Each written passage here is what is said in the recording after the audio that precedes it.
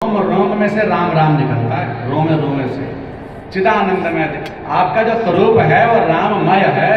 आप कहने के लिए शिव हैं, परम पिता परमात्मा ईश अवनी सब कुछ आप हैं, निर्गुण निर्विकार कूटस्थ चिन्मय पर ब्रह्म परमात्मा ही हैं। लेकिन फिर भी आप ही अपने जो स्वरूप को, आपके ही हृदय को जो राम जी बनकर आए हैं, या ये कहा जाए कि शिवस्य नारायण स्वयं, शिव ही नारायण हैं और नारायण ही शिव हैं। दोनों एक दूसरे से ओतप्रोत हैं। जो दोनों में से एक को भी छोड़ करके उपासना करता है उसकी उपासना खंडित हो जाती है। दोनों की उपासना आवश्यक है। अगर हमें राम जी चाहिए, विष्णु जी चाहिए, ठाकुर जी चाहिए, तो भैया आपको शिव जी की आराधना, हनुमान जी की आराधना करनी ही पड़ेगी, अन्यथा भक्ति सिद्ध नहीं होगी। भक्त के बिना भगवान मिल नहीं सकते। तो माँ पार्वती जी कह रही हैं कि आपके रोम रोम से आती है। अब भगवान श्री राम आने वाले हैं, अवतार होने वाला है, तो आप अब किस रूप में जाएंगे? तो उन्होंने बताया कि भाई मैं हनुमान जी का रूप लेकर के ऐसे ऐसे लीला मैंने नाट्य रूप में तैयार कर दिया है भूमिका, और केसरी और वायुपुत्र बन करके मेरा ही रूप होगा। तो बोले तो फिर तो उसके बाद जो लीला रची गई है पहले से ही वाल्मीकि जी ने लिख दी है, पूरी रामायण होने से पहले ही। तो वाल्मीकि जी ने लिख दिया है कि भाई ऐसे ऐसे सीता जी का हरण होगा और रावण का विनाश भी होगा। और रावण ने वरदान भी यही मांगा कि वानर मनुष्य इन दो ही जनों से मर सकूं और किसी से मरूं ही नहीं। तो वानर मनुष्य दो ही मारे, दो ही जनों के द्वारा मृत्यु हो। तो फिर आप जो है वानर रूप से क्या उस रावण का विनाश करेंगे? तो बोले विनाश मैं नहीं करूंगा, लेकिन विनाश का कारण जरूर करूंगा। पूरा तरफ से मैं भगवान श्री राम के पक्ष में रहूंगा तो लड़ूंगा ही। तो बोले कि आपका परम भक्त है, सबसे ज्यादा आराधना आप ही करता है, आपकी शक्ति से ही संपन्न है, आपके ही बल पर ही गर्व करता है। तो अपने भक्त के साथ कौन ऐसा भगवान है जो लड़े? अपने भक्त के विपरीत लड़े? उसने कभी आपका अपमान नहीं किया। अरे भक्त के रक्षा के लिए तो हनुमान जी लड़ पड़े राम जी से, भक्त के लिए। तो क्या अपने भक्त के लिए भगवान जी राम जी से लड़ेंगे या अपने भक्त से लड़ेंगे? ये प्रश्न किया।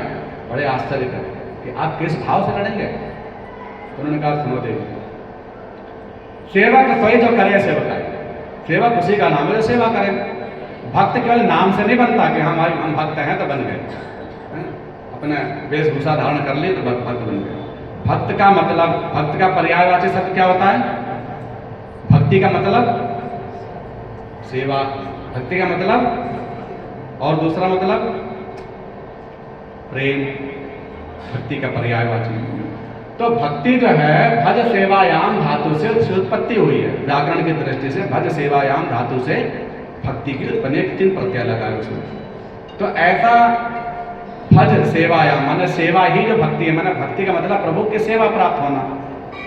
और वो सेवा कोई ना करे, सेवा ना करे, बस केवल भगवान का नाम ही ले, लेकिन तो भी सेवा ना करे, धाम ना जाए, मंदिर ना जाए, कोई पूजा पाठ ना करे, कोई भी काम ना करे, केवल नाम जपे, भगवान कहते तब भी बात नहीं बनेगी।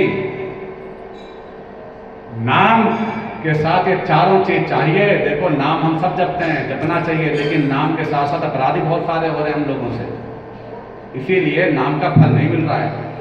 हम लोग कहते हैं ना भाई नाम तो खूब जप रहे हैं, एक नाम की इतनी महिमा लिखी है, राम नाम की, एक ही नाम की, तो फिर हम तो कितनी बार जप दिए, लेकिन नाम के लक्षण क्यों नहीं दिखाई दे रहे? हमारे अंदर वो स्वभाव का नहीं बन पा रहा कि हम नाम का प्रभाव दिखाई दे। हमारे घर में वो शांति, धन जो भी है, माने ना व्यवहारिक, न भौतिक और न आध्यात्मिक ही सुख मिल पा रहा है। तो इसलिए क्योंकि हमसे नाम अपराध भी साथ साथ में हो रहा है। एक म्यान में 2 तलवार नहीं रह सकती, एक जिभ्या से 2 काम नहीं हो सकते। कूड़े के ढेर पर मंदिर नहीं बन सकता।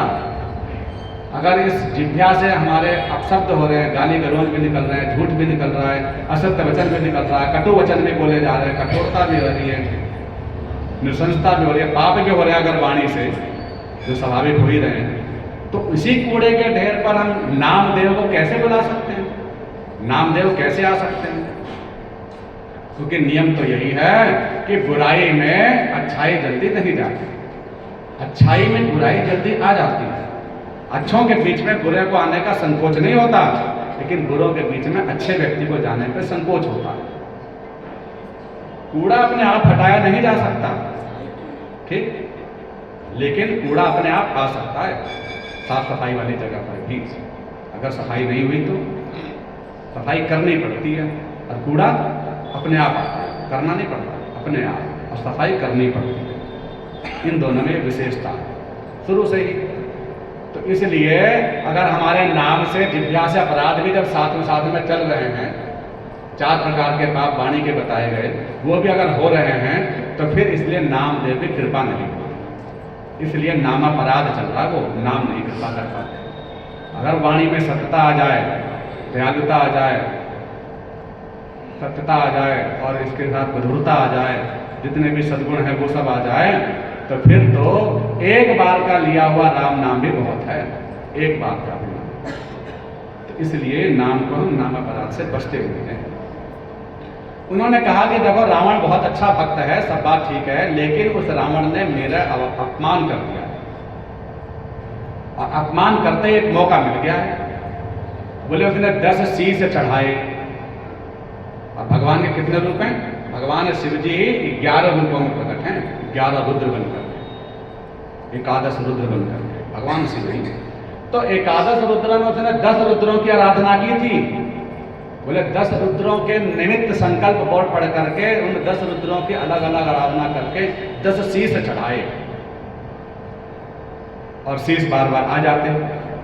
ऐसा नहीं था कि 10 शीश पहले से ही थे, वो तो आ जाते, एक काटता फिर आ जाते।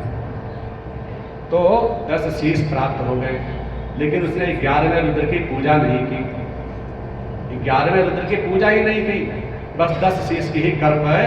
वो बस अपने आप को मान लिया कि मेरे पास तो ऐसे शीश आ गए कि अब कितने भी कट जाएं, रात 10 की नहीं थी, तो 10 क्या, वो 50 बार भी कट जाएं, वो बार बार आते ही रहेंगे सिर। ये नहीं था कि बस 10 आना नहीं था, वो कितनी बार भी कट जाएं, उसके सिर से उसकी मृत्यु होनी ही नहीं थी, कितनी बार भी काट दो। लेकिन उसको 10 शीश चढ़ाने के बाद ही उतना अमरत्व का फल मिल गया, नाभि कुंड का सब कुछ मिल गया, तो उसको 11वें रुद्र की पूजा करना ही भूल गया, या उसको इतना गर्व हो गया कि अब क्या करना, तो सब हो गया। तो 11वें रुद्र की पूजा नहीं कर पाया, इसलिए भगवान ने कहा मैं 11वां रुद्र का अवतार लेकर के आऊंगा, जिसके द्वारा जो अपमान हुआ है उसी का बदला लिया जाएगा। मैं बदले की भावना नहीं रखता, लेकिन जिसका अपमान हुआ तो 11वें रुद्र के रूप में ही हनुमान जी इसलिए आए, और उसका विनाश। बोले पवन पुत्र हनुमान भी। ऐसे हनुमान जी जिनका सुंदर प्राकट्य उत्सव हुआ चैत्र शुक्ल पूर्णिमा में, और इसके अंदर भी अनेक पुराणों में अलग अलग चरित्र में भी ये भी कहा गया कि अलग अलग उत्सव भी हैं। माने केवल हनुमान जी का केवल यही न माने कि पूर्णिमा वाले चैत्र शुक्ल पूर्णिमा में अवतार है। और कब हुआ? अगर पंचांग को भी आप देखें तो हनुमान जी की जयंती कब आती है? दूसरी। हाँ, दूसरी बताओ, कोई बताए? वो तो आती है, दूसरी बताओ। मुझे पत्र में लिखी होते वो वाली पूछ रहा हूँ, जो आप सभी घर में पत्र में द्वारा जाके देखना यहाँ के बाद। एक आती है दिवाली से एक दिन पहले, हनुमान नरक चतुर्दशी वाले दिन, उस दिन भी हनुमान जी की पूजा का विधान है, उसमें भी हनुमान जयंती होती है। वहाँ कार्तिक कृष्ण चतुर्दशी को भी हनुमान जी का जन्म बताया गया है। हाँ, तो इसका कारण क्या है? बोले हनुमान जी का प्राकट्य केवल एक ही बार में हुआ, ऐसा ना समझे कि एक ही बार हुआ। कल्प कल्प भर लगे अवतारा, कल्प कल्प में चीजें थोड़ी थोड़ी बदल जाती हैं। जैसे कि रामायण के अंदर आप सबने सुना कि प्रताप भानु भी रावण बना, कहीं जय विजय भी रावण बना, है ना, कहीं जलंधर भी रावण बना। तो कल्प कल्प की बात है, अलग अलग कल्प में अलग अलग लीलाएं हुई। तो उसी तरह से किसी कल्प में चैत्र शुक्ल पूर्णिमा में भी हुआ और किसी कल्प में कार्तिक में भी हुआ। तो इस तरह से हाँ, प्रचलित वही है चैत्र शुक्ल पूर्णिमा की ही। तो ऐसे हनुमान जी का मंगलवार के दिन प्राकट्य हुआ। और ऐसे हनुमान जी की बलशीला, बोले कि देखो श्री गुरु चरण सरोज रज, श्री गुरुदेव के चरणों की रज, माने गुरु के पास जाएं, सत्संग सुने, कथा सुने, सबसे पहला काम है। अगर कथा जिसने जीवन में नहीं है तो नाम भी वो कैसे ले पाएगा? क्योंकि उसे पता ही नहीं नाम लेने की विधि क्या है। और हर चीज़ के पहले विधि जाननी होगी, और हर चीज़ के पहले एक मर्यादा नियम बना हुआ है कि पहले ये करो तब जाके आपको उसका पूर्ण फल मिलेगा। तो नियम के जाने बिना हम उस चीज़ का पूर्ण रूप से उसका फल प्राप्त नहीं कर पाते। और नियम पता चलता मैं कथा सत्संग में ही जा करके, और वो भी विशुद्ध कथा हो जहाँ पर केवल भगवत और शास्त्र से संबंधित वो कथा। तो ऐसी जगहों पर हमें जा करके या स्वयं पहले पढ़ना चाहिए, शास्त्रों को पढ़ें और पढ़ने के बाद फिर सुने, और उसके बाद जो है हम गुरु की कृपा से क्या होगा, हमारे मन रूपी मुकुर किसे कहते हैं, मुकुर मतलब शीशा, दर्पण, निज मन मुकुर सुधारी, मेरे निज मन रूपी मुकुर माने दर्पण को सुधार देंगे। कौन? गुरु जी के चरणों की रज, गुरु जी की कृपा। तो श्री गुरुदेव के चरणों की कृपा माने गुरुदेव के वचन, गुरुदेव की सेवा, उससे क्या होगा कि हमारे मन रूपी मुकुर पर जो मैल जमी हुई है ना, मल विक्षेप आवरण की, छल छिद्र की, कामना क्रोध लोभ इत्यादि दुर्गुणों की, उसके कारण हम अपने आप को देख नहीं पाते, अपने आत्म को भी देख नहीं पाते, अपने स्वरूप को जान नहीं पाते। उस दर्पण को मार्जन करने वाले हैं गुरुदेव की कृपा। इसलिए मन मुकुर वर्णो रघुवर विमल जस, ऐसे रघुवर जी का जस वर्णन करने से जो दायक फल उचारी, भगवान जी के रघुनाथ जी के चरित्र का वर्णन करने से क्या मिलेगा? बोले दायक फल चारी, चार फल देने वाले हैं। कौन कौन से चार फल?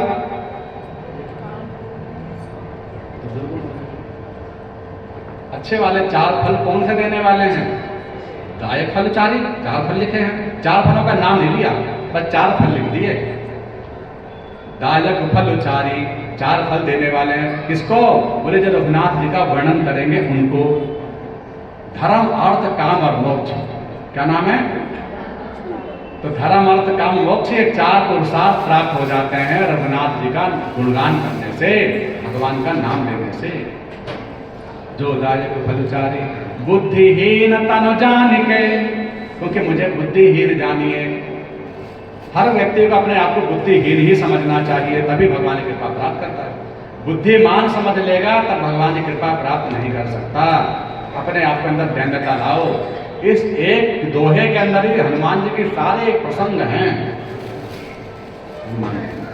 बुद्धिहीन सुमिरो पवन कुमार, अगर आपके पास बुद्धि चाहिए, बुद्धिहीन है और वास्तव में मानते हैं कि हमारी बुद्धि भगवान में नहीं लगी, अगर हमारी बुद्धि ठाकुर जी में नहीं लगी, हमारी बुद्धि राम जी में नहीं लगी, तो समझो बुद्धिहीन ही है। इस संसार की चतुरता को चतुराई नहीं कहते। इस दुनिया के द्वारा हम कितना भी पैसा लेना देना कुछ भी कर लें और कह भाई हमें देखो इतना मुनाफा हो गया, हम बहुत बुद्धिमान है।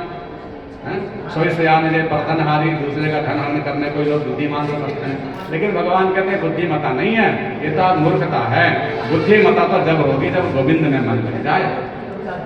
तो इसलिए बुद्धिहीन अगर हो, अगर आपकी बुद्धि भगवान में नहीं लग रही है, इसलिए तो क्या करें? सुमिरो पवन कुमार, हनुमान जी का स्मरण करें, चिंतन करें। तो हनुमान जी का स्मरण करने से, चिंतन करने से बुद्धि प्राप्त हो जाएगी, विशुद्ध बुद्धि प्राप्त हो जाएगी, विशुद्ध मति प्राप्त हो जाएगी, जो गोविंद में लगने वाली है।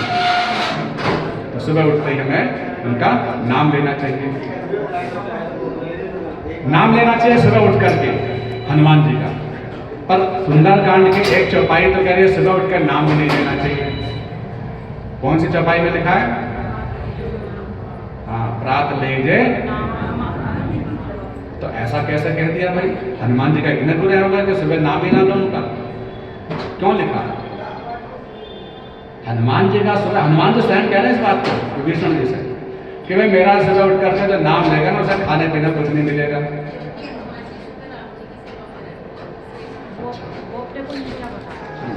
नीचा बताना अच्छी बात है, भक्त का तो काम ही अपने आप को दैन्यता करना, लेकिन दूसरे भक्त का काम मतलब ये थोड़ा ना कि आप दैन्य बन के रहो। कोई आदमी कह रहा हाथ जोड़ करके भैया मैं तो छोटा हूँ, तब दूसरा वाला क्या मैं चढ़ जाता हूँ। यही तो हो रहा है आजकल, जो छोटा बना उसी को चढ़ जा रहा दूसरा। तो कोई हाथ जोड़ने का मतलब ये तो नहीं है ना। तो हनुमान जी छोटे बनने का उनका कर्तव्य है, अपनी भक्ति की दृष्टि से कह रहे हैं, लेकिन उनके जो भक्त हैं हनुमान जी के, बालाजी के, उन भक्तों का ये काम थोड़ा ना है कि वो दैन नहीं बने रहे, उनको दैन समझें। हमारा तो काम यही है कि उनका दिन रात हर निस्र 24 घंटा नाम लें। फिर ये चौपाई क्यों कही? फिर प्रश्न वही है। अगर भगवान की सेवा में रहते हैं, अगर ये वाली बात मान लें, तो दूसरी जगह भगवान कह रहे हैं कि ऐसा कोई समय बताओ जिसमें भगवान सेवा में न रहते हैं। सारे समय सेवा रहती है। उनके सेवक रसोई जो करे सेवकाई, हनुमान जी ऐसे वैसे वाले नहीं है, परम भक्त शिरोमणि। और भक्त कौन? बोले जो 24 घंटे भगवान की सेवा प्राप्त करे, 24 घंटे भगवान की सेवा में रहे। और 2-4 घंटे की सेवा तो बोले आम आदमी, लेकिन जिसने अपना पूरा सर्वस्व समय ही समर्पण कर दिया वो है भक्त। हनुमान जी तो उनमें है, तो उनके लिए कौन सा समय क्या है कि अब चलो सेवा से निकरांगे, अब हमारी सुनो। और अपनी सुनानी भी क्या है, बल्कि वो जिसकी सुन रहे हैं उन्हीं को तो सुनाना है। हनुमान जी कह रहे हैं मुझे अपने नाम से भी इतनी ज़्यादा प्रसन्नता नहीं होती जितना कि मुझे सीताराम नाम सुन करके प्रसन्न होता हूँ। अपने नाम से प्रसन्न नहीं होता।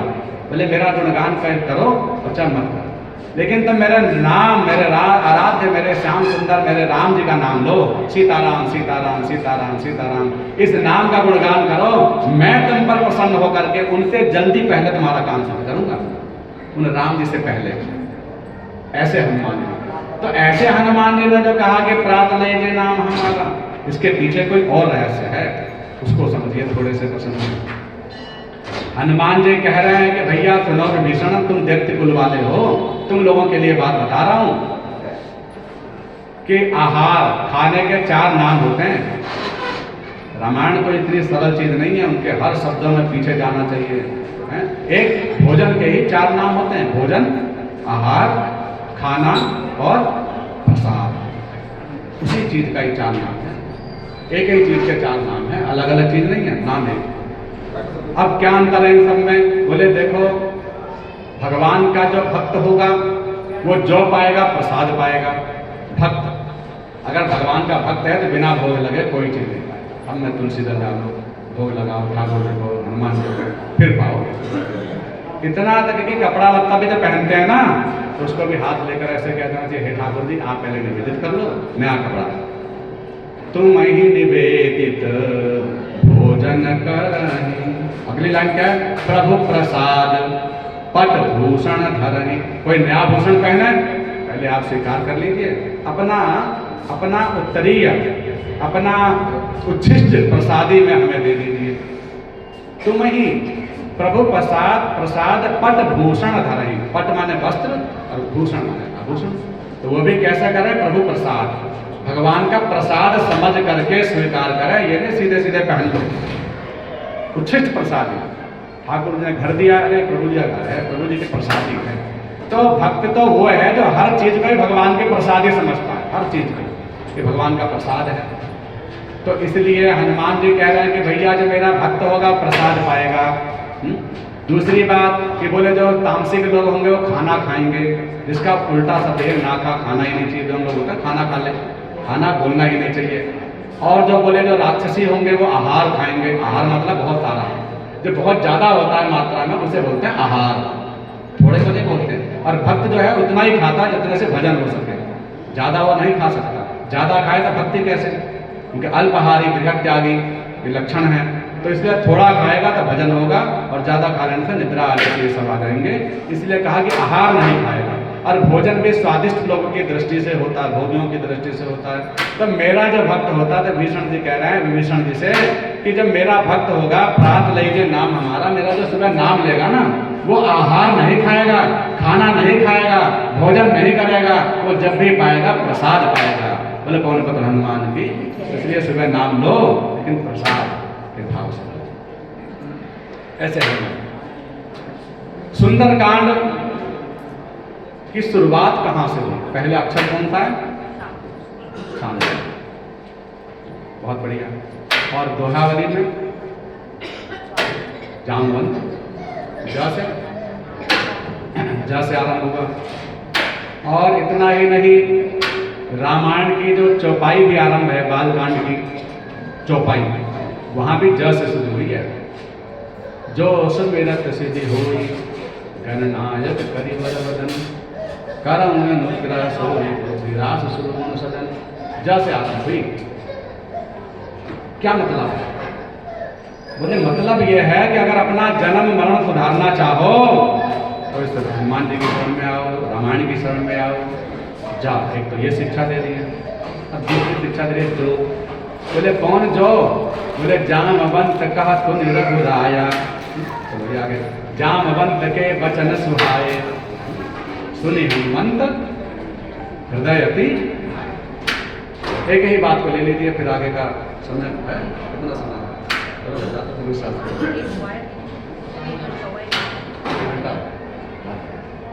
एक घंटे में तो बहुत बढ़िया बात हो जाएगी। तो जामवंत जी ऋषि स्वरूप में है, लेकिन जामवंत के वचन सुहाए शुरुआत में कहने का क्या प्रयोजन? हनुमान जी कह रहे हैं भैया वचन सुहाए, वचन जामवंत ना सुहाए, जामवंत को सुहाने के लिए नहीं कह रहे हैं, जामवंत के वचन सुहाए। भगवान कहना चाह रहे हैं हनुमान जी के, हनुमान जी परम भक्त के लक्षण, माने कोई भगवान हो का भक्त हो और भगवान के गुण ना आए तो भक्त नहीं है। इसलिए अगर हम हनुमान के भक्त हैं तो हनुमान जी के गुण जितने भी बताएंगे उसमें से कोई तो गुण है हमारे अंदर। अगर हम वास्तव भगवान को मानते हैं तो जिसको भी जो मानते हैं, जिसको भी उनका जो गुण देखो और उन गुणों में से ढूंढो फिर अपने अंदर थोड़ा बहुत कि भाई कोई आया कि नहीं आया। नहीं आया तो कोशिश करो, आज नहीं तो कल आएगा, कोशिश तो करें, पेपर तो देने ही पड़ेंगे, कब तक फेल होते रहेंगे। तो इसलिए हम बार बार परीक्षा दें, उन गुणों में पार होने की सोचें। जामवंत जी, हनुमान जी कह रहे हैं कि ऐसे हनुमान जी को दैन्यता देखिए कि जामवंत जी का रूप भले असुंदर है, रूप कुरूप है, लेकिन उनके वचन अमृत तुल्य है। क्योंकि वो जब भी बात करी उन्होंने सुंदर कांड में, चाहे पहले भी चाहे आगे लंका कांड में भी, जब भी बात करी उन्होंने रघुनाथ जी की ही चर्चा की, राम जी का ही यश गाया है जामवंत जी ने। जामवंत जी किसके अवतार हैं? किसके अवतार हैं जामवंत जी? ब्रह्मा जी के अवतार हैं, ब्रह्मा जी के अवतार हैं, ब्रह्मा जी के मानस पुत्र हैं ब्रह्मा जी के, जामवंत जी। तो ऐसे जामवंत जी कह रहे हैं कि जब भी उन्होंने कुछ कहा तो रघुनाथ जी के लिए ही कहा। और हनुमान जी कह रहे हैं कि भैया हमारी तो एक ही आदत है कि अगर जो भगवान के बारे में, भगवान की चर्चा, भगवान की कथा जो भी कोई कहे तो चाहे भले ही वो कुरूप हो, भले ही असुंदर हो, भले ही जामवंत जैसा हो, वो भी मुझे प्रिय है। वो भी मैंने राम नाम बोलने वाला अगर कोई बिना संगीत के, बिना कोई ताल के और कोई वैसे टेढ़ा मेढ़ा बोलने लग जाए ना, तो हम कहते हैं अरे भाई ये तो देखो कैसे बोल रहा है, जो बोलना भी नहीं आता। हम लोग गुस्सा करते हैं, तो इसका मतलब हमारे अंदर भक्ति नहीं है। हम लोग स्वर देख रहे हैं, हम लोग संगीत देख रहे हैं, हम लोग माधुर्य देख रहे हैं, लेकिन सरस हो अथवा रस फीका, भैया सरस हो अथवा फीका हो, पर राम नाम की महिमा ऐसी है कि कोई कैसे भी गा दे ना उसको पूजना चाहिए, प्रणाम करना चाहिए। तुम्हारे मुझसे राम नाम निकला तो सही, कैसे भी निकला। क्योंकि माता पिता को वो तोतली भाषा में बोलने वाला पुत्र भी अच्छा लगता है, क्योंकि उसके अंदर प्रेम दिखाई देता है, प्रेम से बोल रहा है ना, तो प्रेम रूपी भाव दिखाई देता है। इसलिए उसके तोतली भाषा पर नहीं जाते वो क्या बोल रहा है, उसके भाव पर जाते हैं, वो किस भाव से बोल रहा है। उसी तरह भगवान भी हमारी भाषाओं पर ध्यान नहीं देते, टेढ़ा मेढ़ा बोल रहा है, उल्टा सीधा बोल रहा है, जो बोल रहा है बोलता रहा, लेकिन भाव क्या है वो महत्व रखता है, किस भाव से बोल रहा है। तो यहाँ पर वचन शब्द की महत्वता दी है कि भगवान के जो भक्त हो, माने हनुमान जी जैसा हो, या हनुमान जी का गुण यही है कि वो किसी के वचनों पर ध्यान देते हैं, रूप पर ध्यान नहीं देते। इसलिए उन्होंने जामवंत को सीधा सीधा नहीं कहा, उन्होंने कहा वचन सुनाए, मुझे उनके वचन अच्छे लग रहे हैं।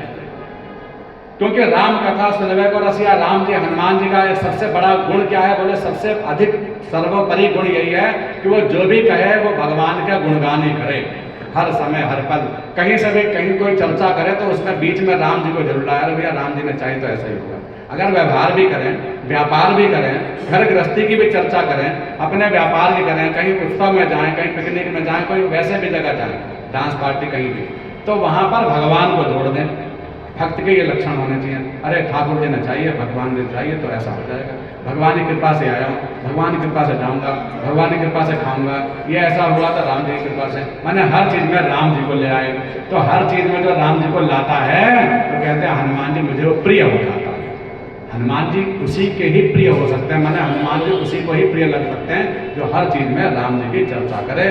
तो जामवंत भी प्रिय हो गए, वचन सुनाने से। इसको सुनी हनुमंत हृदय थे, जिनको सुन करके हृदय को बड़ा सुख मिला। सुंदर कांड नाम पड़ा इसका। क्यों नाम पड़ा सुंदर कांड? और कांडों का तो नहीं पड़ा। और में तो अरण्य कांड का मतलब सीधा सीधा वन का है। किष्किंधा में चलो किष्किंधा पर्वत की बात समझ में आ रही है। बाल कांड में भगवान की बाल लीला समझ में आ रही है। अयोध्या में अयोध्या लीला, लंका कांड भी समझ में आ रहा है, उत्तर माने उत्तर अवस्था भी समझ में आ रही है। लेकिन इसका सुंदरता नाम से इस सुंदर कांड में कहाँ क्या पसंद आया? बात यह है कि इस सुंदरता शब्द का नाम इस सुंदर कांड में किस भाव से ऐसा प्रयोजन हुआ है कि इसका नाम सुंदर पड़ गया। क्योंकि सुंदर कांड या फिर पूरी रामायण का ही नाम रख देते। रामचरितमानस सुंदर, ये रामचरितमानस पूरी की पूरी सुंदर है, यही सुंदर कांड क्यों? राम जी का सबसे सुंदर दिखाया गया है। राम जी आए हुए हैं, हनुमान जी को पता लगा करके वहाँ से आते हैं, सीता जी के बारे में बताया गया है, सारी चीजों पर शोध आ गया। इस वजह से सुंदरकांड बहुत बनाया बढ़िया, और कहीं पर मिलता नहीं मिलता है। बहुत सुंदर बात है। तो मिलन हुआ, और मिलन जो है इससे जो पहला कांड है किष्किंधा कांड, हनुमान जी का सुग्रीव का मिलन हुआ। हनुमान जी का मिलन सबसे पहला राम जी के साथ उस किष्किंधा कांड में हुआ, इसमें नहीं हुआ। मिलन तो किष्किंधा कांड में हुआ। और हनुमान जी का और राम जी का मिलन हनुमान जी से ही नहीं, सुग्रीव आदि से भी हुआ। और सबकी मित्रता जो हुई वो किष्किंधा कांड में हुई। अगर मित्रता को देखें तो मित्रता अगर किसी को चाहिए, चाहे अपने पार्टनर पत्नी का, भाई का, बंधु का, किसी का भी, अगर आपके लग रहा है कि विरोधी है, हमारी सुन नहीं रहा है, हमारे अनुकूल नहीं है, खासकर दाम्पत्य जीवन में क्लेश रहता है, विचार नहीं मिलते हैं, तो आप किष्किंधा कांड पढ़िए। वो इसीलिए है विशेष। पूरी रामायण मंत्र रामायण है, लेकिन किष्किंधा कांड मैत्री के लिए विशेष प्रचलित है, प्रसिद्ध है। तो सुंदर कांड में मैत्री हुई, सबकी मैत्री हुई, और खास करके भक्ति महारानी सीता जी का और हनुमान जी का, इनकी मैत्री हुई। अब सुनो, इसमें ये वाली बात तो चलो अच्छी है ही। अगर हम इस वाले प्रसंग को देखें तो इस प्रसंग को अगली वाली लाइन में बोलते हैं, तो थोड़ी विस्तृत चर्चा है। यहाँ पर जो सुंदर शब्द से किस वस्तु का नाम आया है, किसी व्यक्ति का नाम आया है, किसका नाम आया है, क्योंकि वहाँ पर तो नाम लग रहे हैं सबके सबके नाम, बाल कांड में बाल लीला दिख रही है। और अगर हम कोई अध्यात्म के साथ जोड़ें, मैत्री वाली बात है, सुंदरता वाली बात है, बहुत अच्छी वाली बात है, तो फिर किसी और कांड की हमारी थोड़ी अवहेलना हो जाएगी। और शास्त्र कहता है कि भैया सब एक से बढ़कर एक है। मोती को चाहे मोती है, चाहे किसी का तुम छोटा बड़ा नहीं कर, माने पूरी रामचरितमानस अपने आप में पूर्ण है, सुंदर है। तो उसमें हम ये तो कह ही नहीं सकते कि भाई ये अति सुंदर है। सुंदर ही है सब सुंदर, क्योंकि को बड़ा छोट कहत अपराधु, छोटा बड़ा कैसे कह सकते हैं। इसलिए तो सुंदर नाम कैसे आया है, तो सुनो। एक बात तो यह कि जब आरंभ ही इसका हुआ तो त्रिकूट पर्वत पर लंका बसी है, त्रिकुटाचल पर्वत। और त्रिकूट पर्वत के मतलब सीधा सीधा कि 3 पर्वतों का जहां मिलन होता है, 3 पर्वत हैं, और 3 पर्वत जहां पर मिलते हैं उसी का नाम है त्रिकूट पर्वत। और त्रिकूट पर्वत में नाम क्या है शिखरों के, उन शिखरों के, उन पर्वतों के नाम क्या है 3 पर्वतों के। तो वाल्मीकि रामायण के प्रसंग में है कि 3 पर्वतों के नाम है। एक का नाम है नील पर्वत, क्या नाम है, और दूसरे पर्वत का सुवेल पर्वत, सुवेल, और तीसरे पर्वत का नाम है सुंदर। नील, सुवेल और सुंदर ये 3 प्रकार के पर्वत हैं, वो त्रिकूट पर्वत। तो उन पर्वतों में 3 पर्वत हैं, और 3 पर्वतों में जो अशोक वाटिका जहां बनी थी वो सुंदर रूपी पर्वत के नीचे अशोक वाटिका बसी हुई थी। तो अशोक वाटिका जो है वो सुंदर नाम के पर्वत के नीचे है। तीनों पर्वतों पर हनुमान जी नहीं चढ़े, उन्हें जहां सीता जी का पता लगाने गए, तो इसलिए एक पर्वत पर चढ़े।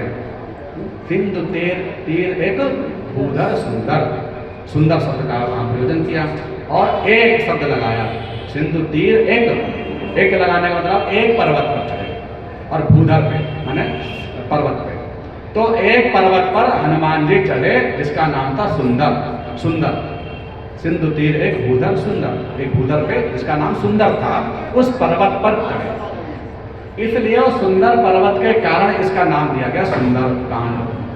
बोलो सुंदर कांड की हनुमान जी। तो ऐसा सुंदर नाम रखने का पीछे जो कारण बना, वस्तु विशेष तो ये हुआ। अब फिर उसके आगे कथा सब जानते ही हैं। और विशेष कारण क्या था सुंदरता का?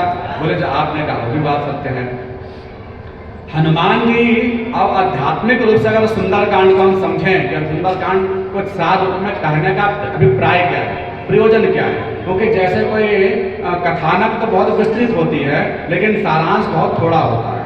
तो सुंदर कांड का सारांश क्या है? सुंदर कांड हमें क्या समझा रहा है, कौन सा आध्यात्मिक शिक्षा दे रहा है? अगर इस बात को जानना हो तो आप उस भाव से दृष्टि से देखिए कि पहले तो हनुमान जी हम जैसे एक कोई जीवात्मा जो भी इस भवसागर से पार होना चाहे, सागर के किनारे सब बैठे हैं जी, लेकिन उसमें कोई एक ही पार उतर पाए, सब नहीं। सबने तब न कहते वो उधर जा सकते हैं, कोई आधा जा सकता है, कोई इतना एक बार आना मुश्किल है। माने सब अपनी अपनी सामर्थ्य बता रहे हैं, भैया हम इस भवसागर से पार करना बड़ा मुश्किल है, इस 84 लाख के चक्कर से निकलना बड़ा मुश्किल है। और भगवान की भक्ति रूपी प्राप्ति, क्योंकि जीवन का लक्ष्य क्या है? सबके जीवन का लक्ष्य है भक्ति की प्राप्ति। भक्ति अगर भक्ति मिल गई तो समझ लो जीवन धन्य। जीवन का लक्ष्य है केवल एकमात्र भक्ति की प्राप्ति। जिस भक्ति की खोज में हनुमान जी निकले, भक्ति की खोज में सीता माता की भक्ति, तो भक्ति की खोज में निकलने से पहले आपको सागर पार करना पड़ेगा, भवसागर, अथाह सागर, कोई और छोड़ दे, बहुत बड़ा सागर। तो जैसे तैसे वो चलो सब किनारे हुए और हनुमान जी का मतलब वही परम भक्त, वही परम गुणवान, ब्रह्मचर्य का पालन करने वाला, आदि सद्गुणों से युक्त और परम भगवान का। तो हनुमान जी के जैसा कोई बिरला ही होगा। और चलो हनुमान जी जैसा भी नहीं, तो हनुमान जी कह रहा भैया इस भवसागर को पार करने का बस एक ही उपाय है कि जब पार करने वाला सोचो कि जब मुझे पार करना है तो क्या करो? बोले एक बार राम का नाम बोल दो, माने राम नाम का आश्रय लेकर के ही इससे पार उतर सकते हो। राम नाम, तो राम नाम लेकर के उन्होंने कले प्रभु नगर की जय सब काजा हृदय राखी। हनुमान जी बोल के चले। माने किसी नगर में अगर हम प्रवेश करें, किसी नई जगह जाएं, किसी से मिलने जुलने जाएं, किसी ऑफिसर के पास जाएं, किसी को अपना कुछ काम लेने के लिए जाएं, ठीक, तो वहां पर जाते ही पहले चौपाई पढ़नी चाहिए। हाँ, ये चौपाई यात्रा की निर्विघ्नता के लिए है। पूरी रामायण मंत्र रामायण है, हर चौपाई का एक विशेष अर्थ है और हर चौपाई को सिद्ध कर दिया गया है। और जो मंत्र है ना, वेद मंत्र, पौराणिक मंत्र, लौकिक मंत्र, तांत्रिक मंत्र, बीज मंत्र, उन सब मंत्रों को कलिकाल में शंकर भगवान ने कीलित कर दिया, क्योंकि संस्कृत का उच्चारण सबका शुद्ध नहीं है। ये विचार करके कि सब विधि विधान को जानते भी नहीं है और सोचाचार पवित्रता आदि से भी सब न्यून है, छोटे हैं, किसी के पास विधि पवित्रता की इतनी शुद्धता भी नहीं है। तो क्या है कि वो मंत्र सिद्ध नहीं हो पाते, वो मंत्र जो है फलीभूत नहीं हो पाते। तो ये जो रामायण लिखी गोस्वामी तुलसीदास जी ने, तुलसीदास जी किसके अवतार हैं? ये तुलसीदास जी किसके अवतार हैं? ये तुलसीदास जी वाल्मीकि जी के अवतार हैं, वाल्मीकि जी। इस बात को भी जो 8 कांड वाले रामायण है ना, ये तो 7 कांड वाली रामायण है, एक 8 कांड की भी रामायण होती है। हाँ, उस वाली रामायण में उसमें लिख रहे हैं त्रेता महाभय वाल्मीकि मुनि, सोय कलयुग भय तुलसीदास पुनि। त्रेता महाभय वाल्मीकि मुनि, सोय कलयुग भय तुलसीदास पुनि। वही कलयुग में तुलसीदास जी बने और उसके पीछे भी हनुमान जी ही कारण बने हैं। तो गोस्वामी तुलसीदास जी ऐसे ही नहीं आए। अगर तुलसीदास जी का अवतरण भी हुआ है ना धरती पे इस कलयुग में, तो उसके पीछे भी सबसे बड़ा रोल हनुमान जी का ही है। इसकी कथा सुनो चलो थोड़े में, कथा तो बहुत सारी स्मरण में आ जाती हैं। हनुमान नाटकम एक ग्रंथ है। कौन सा ग्रंथ है? हनुमान नाटकम, बहुत सुंदर ग्रंथ है। हनुमान नाटकम की रचना ऐसे हनुमान जी ने की कि जब समुद्र पर्वत पर, समुद्र सेतु पर, पर्वतों के ऊपर राम नाम लिख करके शिलाओं को नल नील के माध्यम से तैराया जा रहा था, उस समय काफ़ी अवकाश भी था, समय भी था, काफ़ी बड़ा समुद्र था, टाइम भी लगता, तो सब काम चल रहा था। तो उसी समय में हनुमान जी के भाव आया, क्योंकि हनुमान जी भी त्रिकालज्ञ हैं, सर्वंतर्यामी हैं, तो उनके भाव आया कि अब यहाँ से पार होंगे, फिर ऐसे ऐसे लंका पर विजय के लिए पहले यो राक्षस को मारेंगे, उनको मारेंगे मैदान तक, और इन सब असुरों का विनाश होगा। तो कैसे कैसे प्रभु की लीला होगी लंका में, वो लीलाओं का चित्रण उनके मन मस्तिष्क में समा गया भविष्य का।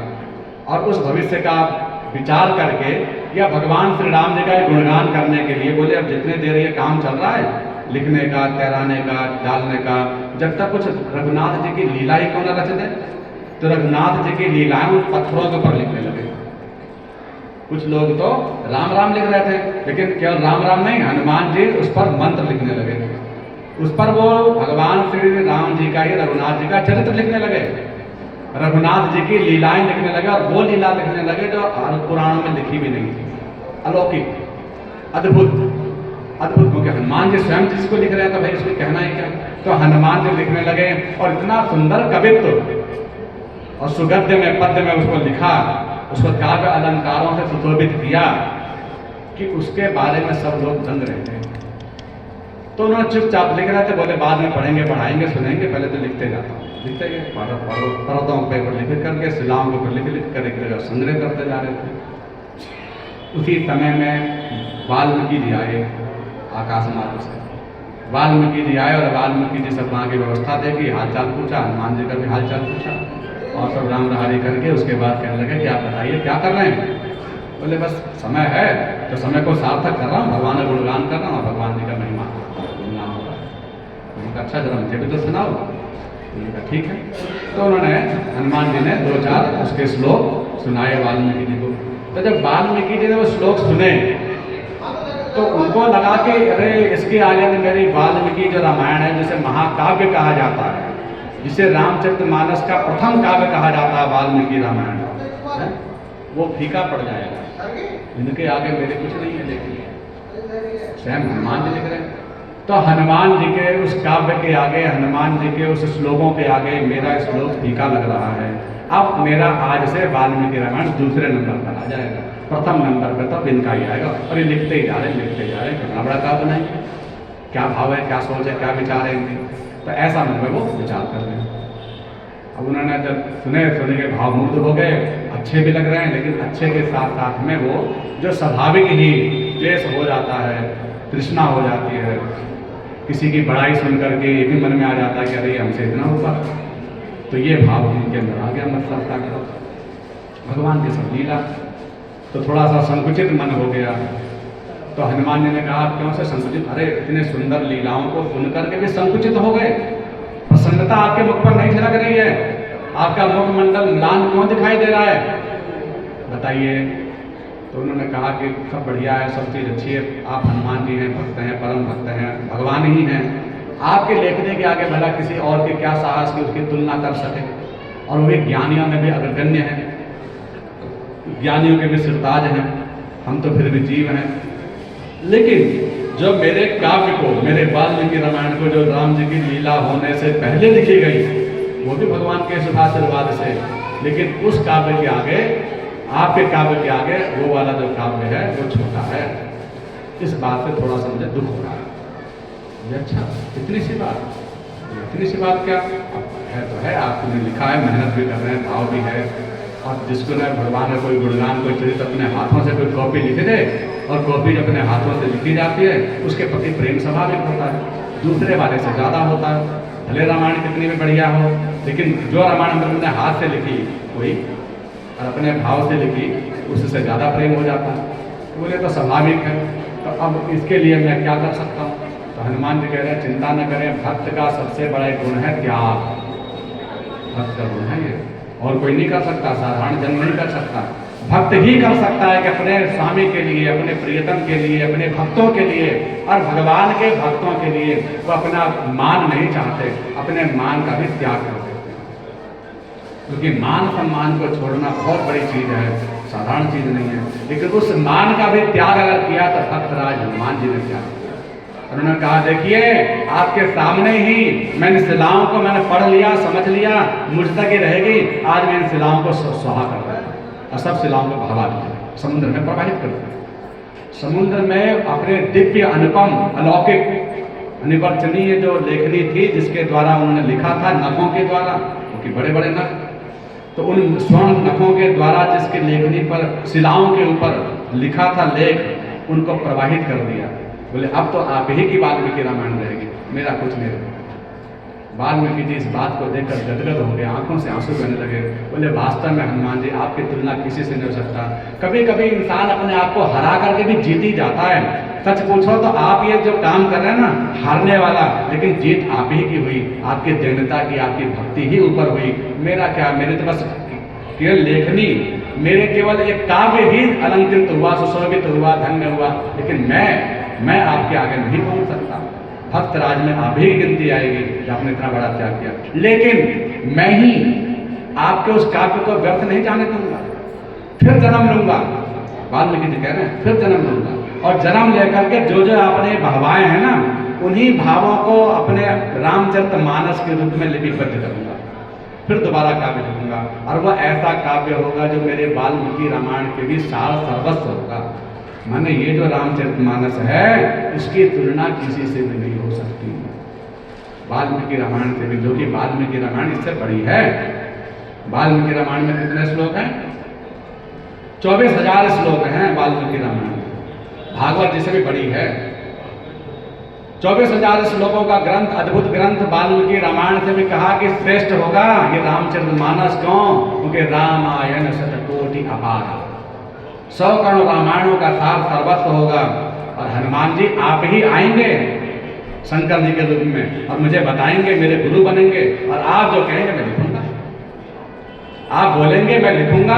और अब जो हमारा काव्य अधूरापन दिखाई दे रहा है, जो आप अपने भाव को पूरा कह नहीं पाए और मैं भी अपने भाव को पूरा समझ नहीं पाया, तो एक दूसरे को समझाएंगे आप मेरे गुरु रूप में, तब आप खुद कहना बढ़िया से और मैं लिखूंगा।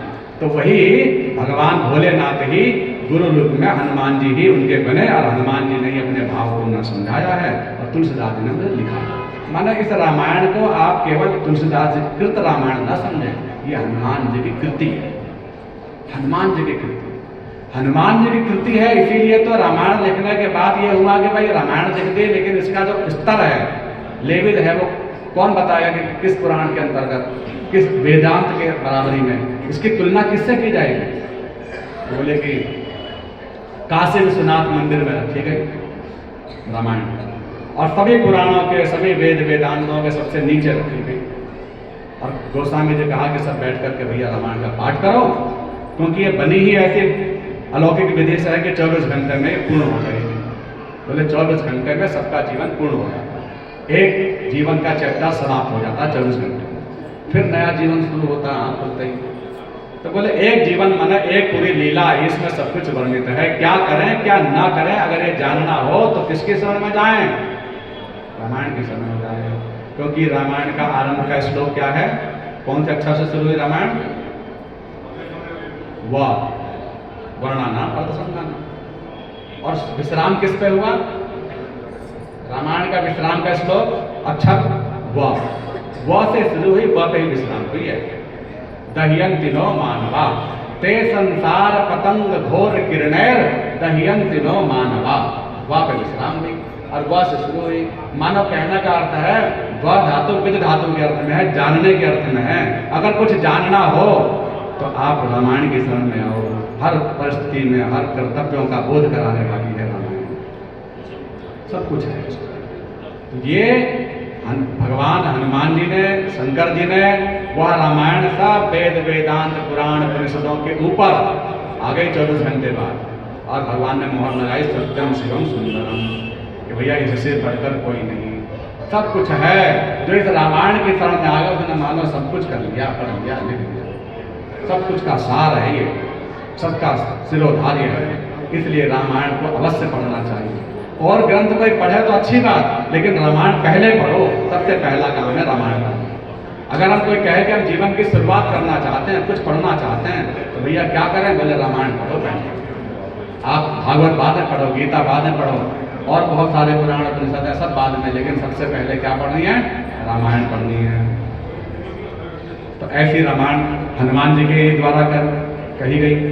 और ऐसे हनुमान जी जब बैठने के लिए दैन्यता मानो भक्ति कहते हैं, कथा अगर सुननी हो तो जहाँ जिसको जहाँ स्थान मिल जाए वहीं सुन ले, कोई आगे पीछे की उम्मीद ना रखे, सम्मान ना देखे, क्योंकि हनुमान जी जैसे कथा सुनने वाले कौन होगा? कथा कहाँ बैठ के सुनी हनुमान जी ने? वो तो सुनी। अब नीचे, सबसे नीचे कहाँ बैठे? वो तो बैठ के सबसे ऊपर। और सबसे नीचे भी अगर बैठे तो कितना नीचे तक बैठे हैं ये बताएं। सबसे नीचे भी अगर बैठे तो चप्पलों पर बैठ गया।